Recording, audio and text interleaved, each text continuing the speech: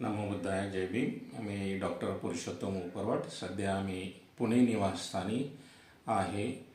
तथागतांनी मानवी कल्याणाचा मार्ग शोधून काढलेला आहे, दुःख मुक्तीचा मार्ग शोधून काढलेला आहे आणि या दुःखातून मुक्त होण्याकरता काही योगी क्रिया आपण सांगितलेल्या आहेत आणि ती जर योगी क्रिया आपण नियमित केली तर आपण चौथ्या शिलाचं आपण पालन करू शकतो. चौथी शील कोणती आहे? चौथी शील आहे मुसावादा वेरमणी शिखापदं समादियामि.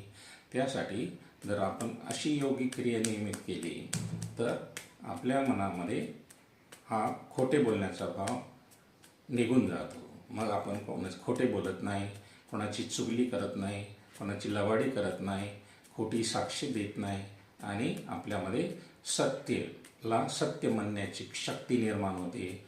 आपल्या मनामध्ये आपण सत्याला सत्य म्हणू शकतो आणि म्हणून आपला तो सत्याचा भाव निर्माण करण्याकरता आपण नियमित अशी योग क्रिया करा. आपल्या सर्वांना सुख प्राप्त होईल, आपलं सर्वांचं कल्याण होईल, आपलं सर्वांचं मंगल होईल, आपल्या सर्वांना सुख लाभेल, आरोग्य लाभेल. साधू साधू साधू.